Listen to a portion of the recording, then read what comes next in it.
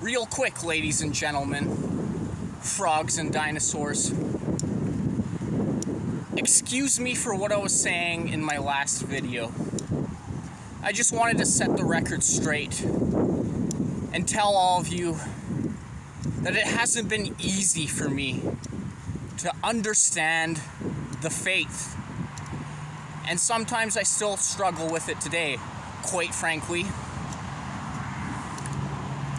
But when you get right down to it, I will always believe that Yeshua, Jesus Christ, is the Father, the Son, and the Holy Spirit.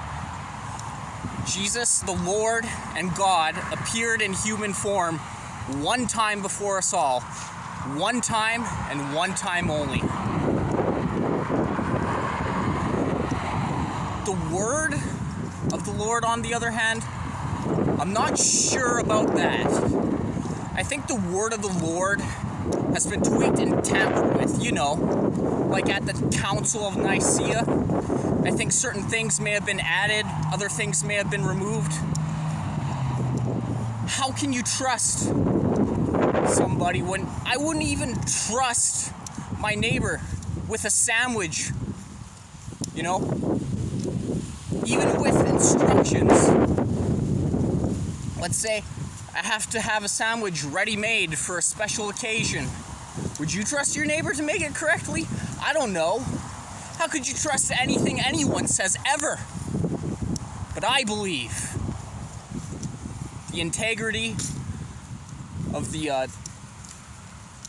apostles and the translation. I believe in the integrity of the translations. It's just that I'm not quite sure how and when and where the book was written. At the end of the day,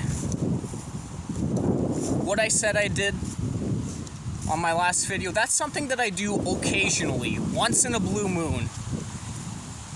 Okay, and I don't reckon anyone else do it. Just because it's something that works for me doesn't mean it's something that'll work for anyone else. Most people try it and they have a terrible experience with it. For me, it's something that betters me every time, and I've only had one or two bad experiences with it. Just when it comes down to vices and virtues, I don't judge others for what they do on their spare time, you know what I mean? And I hope you don't judge me for what I do. At the end of the day, I'm proud of myself for not smoking Mary J anymore. And I'm proud of myself for continuously taking my health and wellness to the next level. Hopefully one day, I won't even need to do anything. Perhaps that day is now. How about that? I reckon that in the early days of Christianity, they did do psychedelic substances. And they would use psychedelic substances to keep the followers in a suggestible state.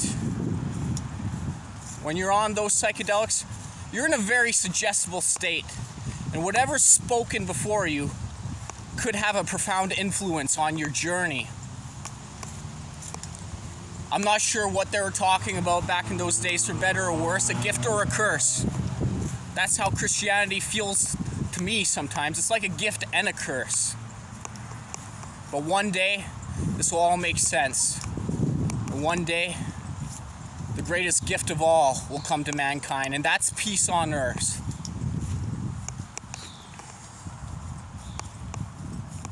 Before I go, I just wanted to mention, if you ever see somebody with tears in their eye, don't stand over them and call them a crybaby or start to imitate crying.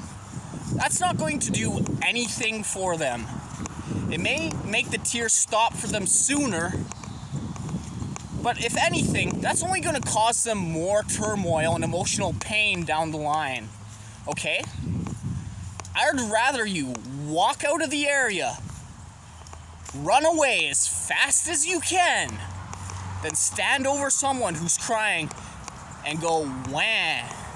You gotta be careful with what you're looking at online.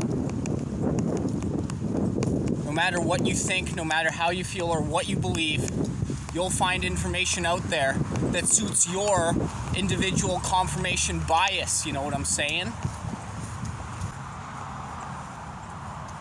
Do you understand me? Okay.